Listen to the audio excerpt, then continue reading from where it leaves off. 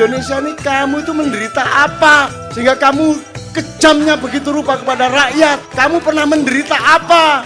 Kamu pernah miskin apa?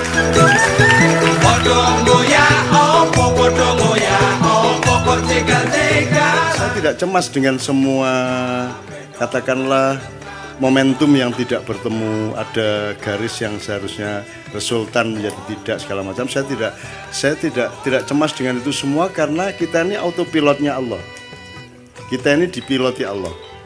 Dan termasuk Ma'iyah dan semua perjalanan Andre dengan saya ke Besakih, ke Kelungkung, ke macam-macam, ke Keraton Solo, ke Kesultanan di Pontianak dan seterusnya. Saya dikasih keris yang itu, bukan yang sana dan seterusnya. Saya tidak ada masalah dengan itu semua karena ada klausul perjanjian Hudaibiyah.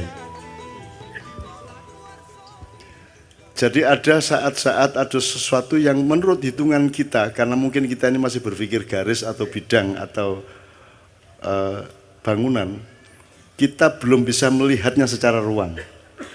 Nah, saya tetap sangat percaya kepada ruangnya Allah Subhanahu wa taala, tajallinya tadi. Jadi Andre tidak perlu menyesali sejumlah hal yang konslet atau apapun. Nah, aku iki optimis terus. Pokoknya wong kadang-kadang iku justru oleh jodoh mergo motore gembos kok. Nek gak gembos gak kepethuk arek wedok iku marang gitu kan. Jadi sudahlah, hidup itu tenang aja Anda. Makanya nyun sewu saya nambahin sedikit aja Mas Andre. Saya nurusin yang Kanjeng Lokojoyo tadi. Raden Zahid Sunan Kalijogo tadi. Jadi kita harus mengepung sejarah dan masa depan ini dengan semua faktor. Kesadaran mengenai perubahan-perubahan nilainya termasuk konstitusi. Bahkan kesadaran terhadap sebenarnya yang penjajahan itu yang kapan?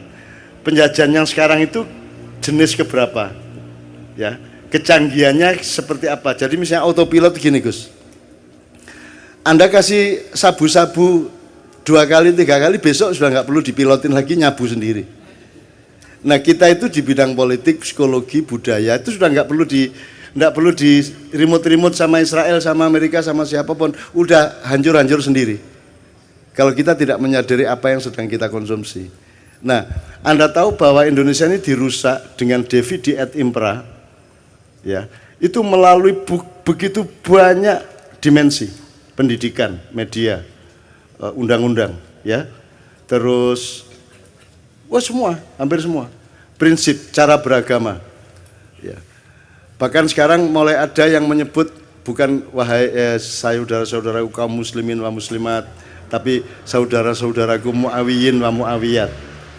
Artinya orang-orang Islam yang sekarang ini mendapatkan informasi mengenai Islam itu dari kantor berita Muawiyah yang dimulai sejak Khalifah Abu Bakar umpamanya.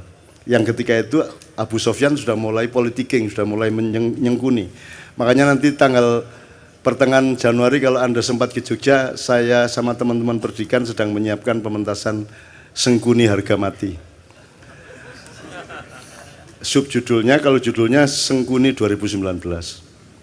Nanti kapan-kapan saya cerita mengenai Sengkuni ini, Anda pasti kecelek dan semua yang nonton pasti kecelek. Karena Anda pikir itu saya sedang ngomong garis, tidak. Saya tidak ngomong garis, tidak ngomong bidang, tidak ngomong bangunan, tapi ngomong ruang. Sengkuni dalam arti ruang, dan Sengkuni itu tidak usah nyari kemana-mana. Anda berkaca sebenarnya ada unsur Sengkuni di wajah yang Anda temukan di balik kaca itu. Dan hampir tidak ada yang tidak Sengkuni di Indonesia sekarang ini. Tapi Sengkuni Indonesia ini sangat rendah derajatnya sebagai manusia, kan penjahat aja ada yang derajatnya tinggi, ada yang rendah Mas. Ini sebagai penjahat Indonesia ini rendah sekali derajatnya, sudah jahat rendah. Kalau Sengkuni ini nyun sewu nih Pak Muzamil, tidak apa ya. Sengkuni ini kan cuma provokator Mas, lici, yuwaswisu visuduri, haulihim gitu ya. Hanya ngipas-ngipasin hati, memprovokasi kan gitu tok. Itu kejahatannya tidak sampai ke terorisme. Tidak sampai ke pengeboman bunuh orang massal kan tidak sampai ke Westerling, tidak sampai ke pembunuhan massal. Sengkuni itu hanya seorang provokator, hanya seorang yang abal-abal aja. Itu dahsyat, menurut saya sangat tinggi kepribadiannya Sengkuni itu karena melihat sejarahnya Sengkuni. Sengkuni itu singkat kata karena suatu hal, seluruh keluarganya, bapak, ibunya, dan saudaranya 100 orang dipenjara oleh Prabu Destoroto yang mengawini kakaknya Sengkuni, ya. Dan setiap orang yang dipenjara dari 102 orang itu hanya dikasih sebutir nasi untuk makan sehari. Tidak mungkin mereka bisa bertahan hidup. Sebutir nasi. Meskipun 100 butir nasi kan cuma segini, Mas. Untuk makan satu orang juga tidak kenyang, tidak akan bisa bertahan hidup. Maka singkat kata mereka berdiskusi, bapaknya ambil keputusan dan disetujui bahwa di antara 101 orang ini, 102 seharusnya, tapi yang satu kan jadi permaisurinya raja yang menghukum itu, yang wajahnya ditutup sepanjang hidupnya untuk protes kepada nasibnya dan seterusnya. Diambil keputusan bahwa harus ada yang hidup di antara 101 orang ini. Maka yang 100 orang merelakan untuk dimakan oleh yang satu. Jadi Sengkuni itu bertahun-tahun kerjanya adalah makan saudaranya. Mutilasi, digoreng kikilese, digoreng sikilese, dirijine dikledusi, terus mari ngono motone di oseng-oseng. Terus mari ngono jantungnya dirogoh, dicucup kayak jamu. Pokoknya sekian tahun dia di penjara, dia makan adik-adiknya sebanyak 98 orang dan bapak ibunya sebanyak 2 orang. Jadi orang dia menjadi jahat karena dia pernah dipaksa makan untuk regenerasi ini. Ya, untuk regenerasi, untuk kehormatan keluarga, harus hidup.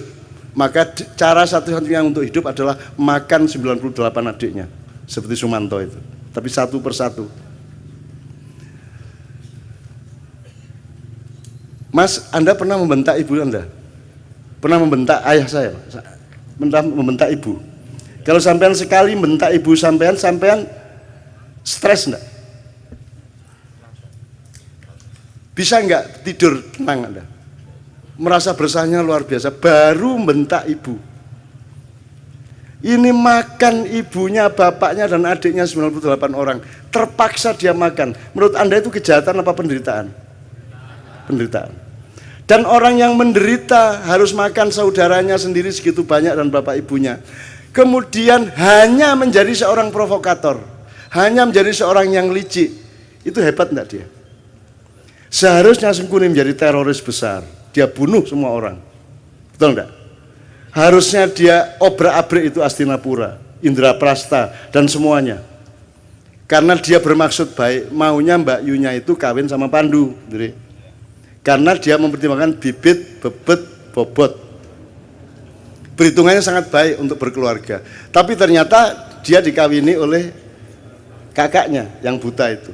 Dan Sengkuni tidak setuju, kemudian tapi karena sudah keputusan bapaknya dan keluarga, akhirnya dia tetap setia mengawal Mbak Yunya menjadi permaisuri kerajaan Astinapura. Kerajaan Astinapura ini rajanya akhirnya tahu bahwa sebelum kawin sama dia, dulu Mbak Yunya ini dikawinin sama kambing. Kemudian begitu kawin, kambingnya dibunuh, disembelih. Kenapa dikawinkan sama kambing? Karena menurut perhitungan primbon, neptunya tidak cocok antara Mbak Yunya dengan suaminya. Untuk membatalkan hitungan angka tadi, ya, weton tadi, maka dia dijadikan janda, menjadi lain lagi hitungannya, menjadi sah, tidak apa-apa secara ilmu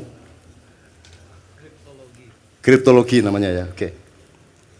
Nah marahlah suaminya, loh ternyata saya ini kawin sama janda kambing.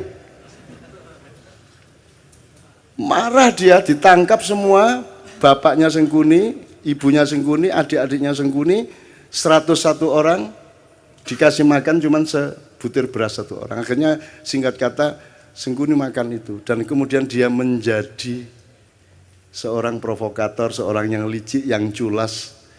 Serakah enggak juga loh. Sengkuni korupsi boh? Enggak. Dia cuman ngesir satu yang namanya minyak tala itu toh. Dia rebutan minyak tala tumpah terus dia bergulung-gulung sehingga dia sakti, dia tidak bisa ditembus oleh senjata apapun karena badannya sudah berlumuran minyak tala, minyak kehidupan gitu ya.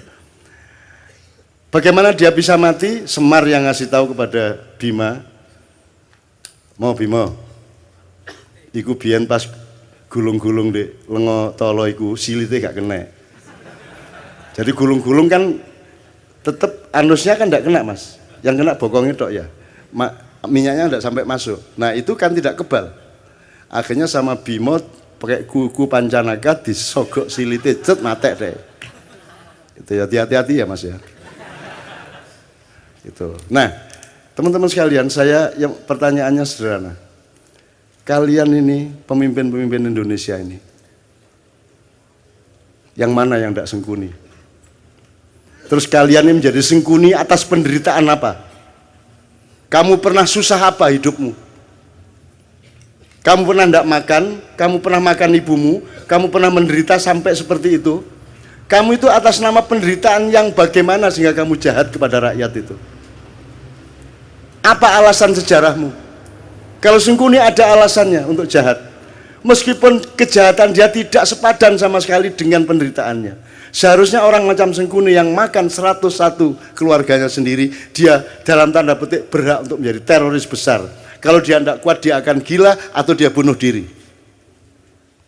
Tapi Sengkuni sangat kuat dan sangat arif sehingga dia hanya menjadi provokator. Sementara kita dipimpin oleh Sengkuni-Sengkuni yang tidak punya alasan sejarah untuk jahat kepada rakyatnya. Kamu pernah jahat apa? Kamu pernah menderita apa? Wong kami yang tidak pernah utang seperti anak-anak utang.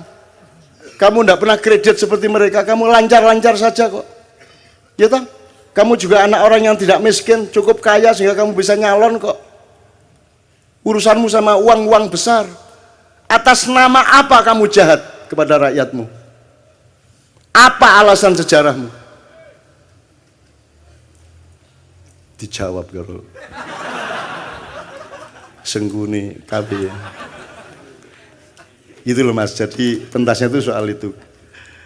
Ini apa toh? Allah mengatakan Allah tidak menyukai kata-kata yang diperjelas kejelekannya, ya. Apa? La yuhibbullahu al-jahra bisu'i minal qaul. Itu ya terjemahannya. Ya, terjemahannya. La yuhibbullahu al-jahra bisu'i minal qauli illa man zulim.